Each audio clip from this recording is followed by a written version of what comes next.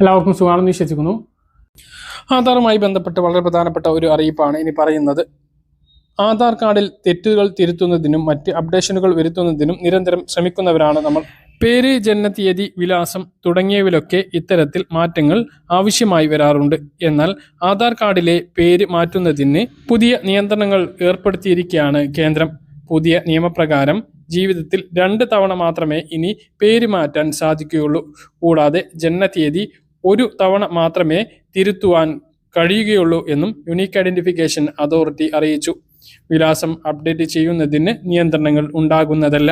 തെറ്റായ വിവരങ്ങൾ ആവർത്തിച്ച് മാറ്റുന്നതും തട്ടിപ്പുകളും തടയാൻ ഇത് സഹായിക്കും എന്നാണ് അധികൃതർ പറയുന്നത്. ഡിജിറ്റൽ അറസ്റ്റ് ഉൾപ്പെടെയുള്ള തട്ടിപ്പുകൾ നടക്കുന്നത് കണക്കിലെടുത്താണ് പുതിയ നിയന്ത്രണങ്ങൾ കൊണ്ടുവരാൻ കേന്ദ്ര സർക്കാർ തീരുമാനിച്ചിരിക്കുന്നത്. ആധാർ സേവനങ്ങൾ വേഗത്തിലും എളുപ്പത്തിലും ആക്കി മാറ്റുന്നതിന് പുതിയ ആധാർ മൊബൈൽ ആപ്പ് കേന്ദ്ര സർക്കാർ പുറത്തിറക്കിയിട്ടുണ്ട്. ആധാർ കാർഡിലെ വിവരങ്ങൾ മാറ്റുമ്പോൾ ചില പ്രധാനപ്പെട്ട രേഖകൾ നിർബന്ധമായും നൽകണം. ജനനത്തീയതി തിരുത്തുന്നതിന് ജനന സർട്ടിഫിക്കറ്റ് നിർബന്ധമാണ്. വിലാസം മാറ്റുന്നതിനായി വോട്ടർ ID, വൈദ്യുതി ബിൽ, ഗ്യാസ് ബിൽ തുടങ്ങിയ രേഖകൾ ഉപയോഗിക്കാം. പാസ്പോർട്ട് പോലുള്ള തിരിച്ചറിയൽ രേഖകളും ഇതിന് സഹായിക്കും. പേര്, മൊബൈൽ നമ്പർ, വിലാസം തുടങ്ങിയവ മൊബൈലിലൂടെ പുതുക്കാനുമാകും. അപ്പോൾ വളരെ പ്രധാനപ്പെട്ട ഒരു കാര്യമാണ്. പേര് മാറ്റുന്നതിനും വയസ്സ് തിരുത്തുന്നതിനും ഇപ്പോൾ വലിയ നിയന്ത്രണമാണ് ഇപ്പോൾ കേന്ദ്ര സർക്കാർ യുണീക്ക് ഐഡന്റിഫിക്കേഷൻ അതോറിറ്റിക്ക് കൊണ്ടുവന്നിട്ടുള്ളത്. പേര് തിരുത്തുമ്പോൾ വളരെയധികം ശ്രദ്ധിക്കുക. 2 തവണ മാത്രമാണ് പേര് തിരുത്താൻ കഴിയുക. ജനനത്തീയതി തിരുത്തുന്നതിന് 1 തവണ മാത്രമാണ് അവസരമുണ്ടാകുക. അപ്പോൾ തിരുത്തുമ്പോൾ അത് ഉറപ്പാണ്, അത് കൃത്യമാണ് എന്ന് വരുത്തിയതിന് ശേഷം മാത്രം തിരുത്തുക. പിന്നീടൊരു അവസരം കിട്ടില്ല എന്നുള്ളത് കൊണ്ട് തന്നെ വീണ്ടും വീണ്ടും തിരുത്തുന്ന ഒരു സാഹചര്യം ഉണ്ടാവരുത് എന്നുള്ളത് എല്ലാവരും ഗൗരവത്തിലെടുക്കുക. പരമാവധി ഈ വിവരം മറ്റുള്ള ആളുകളിലേക്ക് കൂടി ഷെയർ ചെയ്യുക. അതുപോലെ തന്നെ 10 വർഷം കഴിഞ്ഞിട്ടുള്ള ആധാർ കാർഡ് അപ്ഡേറ്റ് ചെയ്യുക. 5 വയസ്സിന് മുമ്പ് എടുത്തിട്ടുള്ള ആധാർ കാർഡ്, കുട്ടികളുടെ ആധാർ കാർഡിൽ ബയോമെട്രിക് അപ്ഡേഷൻ 7 വയസ്സിന് മുമ്പ് ചെയ്യുക. 15 വയസ്സിന് ശേഷവും അപ്ഡേഷൻ നിർബന്ധമാണ്. ഇല്ലെങ്കിൽ കുട്ടികളുടെ സ്കോളർഷിപ്പ് ഉൾപ്പെടെയുള്ള ആനുകൂല്യങ്ങൾ മുടങ്ങും. 10 വർഷം കഴിഞ്ഞിട്ടുള്ള ആധാർ കാർഡ് അപ്ഡേറ്റ് ചെയ്യുകയും ബയോമെട്രിക് പുതുക്കണമെങ്കിൽ പുതുക്കുകയും ചെയ്യുക. സ്ത്രീ സുരക്ഷാ പെൻഷൻ, ക്ഷേമ പെൻഷൻ ഇവയ്ക്കെല്ലാം മസ്റ്ററിംഗ് ആവശ്യമാണ്. മസ്റ്ററിംഗ് സുഗമമായി നടക്കുന്നതിന് വേണ്ടി ആധാർ അപ്ഡേഷൻ നിർബന്ധമാണ്. മൊബൈൽ അപ്ഡേഷനും അത് കൃത്യമായിട്ട് ചെയ്യുക. അതായത് നമ്മുടെ കയ്യിൽ ഇല്ലാത്ത നമ്പറാണ് ആധാറിൽ ലിങ്ക് ചെയ്തിട്ടുണ്ട് എങ്കിൽ കയ്യിലുള്ള മൊബൈൽ ഫോൺ നമ്പർ ഇതിലേക്ക് അപ്ഡേറ്റ് ചെയ്യുക. ഇനി മൊബൈൽ നമ്പർ ചേർത്തിട്ടില്ല എങ്കിൽ ആധാറിന് വലിയ ഗുണമൊന്നും ഉണ്ടാകില്ല. OTP നിർബന്ധമാണ് എല്ലാ സേവനങ്ങൾക്കും. അതുകൊണ്ട് തന്നെ മൊബൈൽ നമ്പർ ചേർക്കാത്ത ആധാർ കാർഡുകളാണ് എങ്കിൽ നിർബന്ധമായും മൊബൈൽ നമ്പർ ആഡ് ചെയ്യുക. സംസ്ഥാന തൊഴിൽ വകുപ്പിന് കീഴിൽ 16 ക്ഷേമനിധി ബോർഡുകളിലൂടെ നൽകുന്ന എല്ലാ ആനുകൂല്യങ്ങളും ഇനി ആധാർ അധിഷ്ഠിതമാകുമെന്ന് തൊഴിൽ വകുപ്പ് നടപ്പിലാക്കുന്ന അഡ്വാൻസ്ഡ് ഇൻഫർമേഷൻ ഇന്റർഫേസ് സിസ്റ്റം സോഫ്റ്റ്വെയറിന്റെ 2ാം ഘട്ടം നടപ്പിലാക്കുന്നതിന്റെ ഭാഗമായാണിത്. ഇനി മുതൽ ആനുകൂല്യങ്ങൾ ആധാറുമായി ബന്ധിപ്പിച്ച ബാങ്ക് അക്കൗണ്ടുകൾ വഴി മാത്രമായിരിക്കും വിതരണം ചെയ്യുക.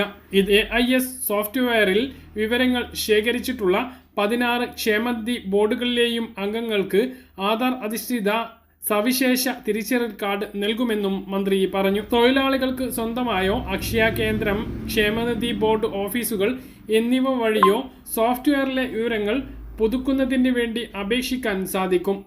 തൊഴിലാളികളുടെ സാമൂഹ്യ സുരക്ഷ ഉറപ്പാക്കാനും സേവനങ്ങൾ ഡിജിറ്റൽ സംവിധാനത്തിലൂടെ വിരൽത്തുമ്പിൽ എത്തിക്കാനുമാണ് ഈ പദ്ധതി നടപ്പിലാക്കുന്നത് എന്ന് മന്ത്രി പറഞ്ഞു. അപ്പോൾ 16 ക്ഷേമനിധി ബോർഡ്, തൊഴിലുറപ്പിന് കീഴിലുള്ള 16 ക്ഷേമനിധി ബോർഡിലെ ക്ഷേമത്തിൽ നിന്നുള്ള മറ്റ് സഹായങ്ങൾ, ആനുകൂല്യങ്ങൾ എല്ലാം ഇനി ആധാർ അധിഷ്ഠിത ബാങ്ക് അക്കൗണ്ടുകളിലൂടെ മാത്രമേ വിതരണം ചെയ്യുകയുള്ളൂ. അതുകൊണ്ട് തന്നെ ആധാർ ബാങ്കുമായിട്ട് ബന്ധിപ്പിച്ചിട്ടുണ്ട് എന്ന്, ആധാർ സീഡിംഗ് നടത്തിയിട്ടുണ്ട് എന്ന് ഉറപ്പുവരുത്തണം. സാമൂഹ്യ സുരക്ഷാ ക്ഷേമ പെൻഷൻ, അതുപോലെ തന്നെ ഇപ്പോൾ ആരംഭിച്ചിട്ടുള്ള സ്ത്രീ സുരക്ഷാ പെൻഷൻ എല്ലാം ആധാർ അധിഷ്ഠിതമായിട്ട് തന്നെയാണ്. അത് തുടക്കം മുതൽ തന്നെ അങ്ങനെയാണ്. ക്ഷേമ ബോർഡുകൾ കൂടി അങ്ങനെയാവുകയാണ് എന്നുള്ളതാണ് ഏറ്റവും പ്രധാനപ്പെട്ട കാര്യം.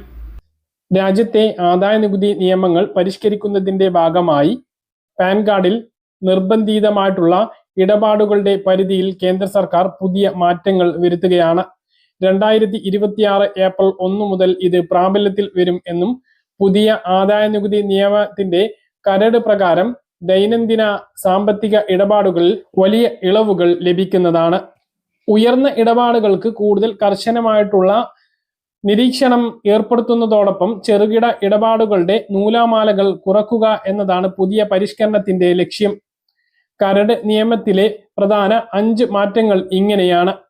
ബാങ്ക് നിക്ഷേപങ്ങൾക്കും പിൻവലിക്കലിനും പുതിയ പരിധി വെച്ചു. നിലവിൽ ഒരു ദിവസം 50,000 രൂപയ്ക്ക് മുകളിൽ ബാങ്കിൽ നിക്ഷേപിക്കാൻ പാൻ കാർഡ് നിർബന്ധമാണ്.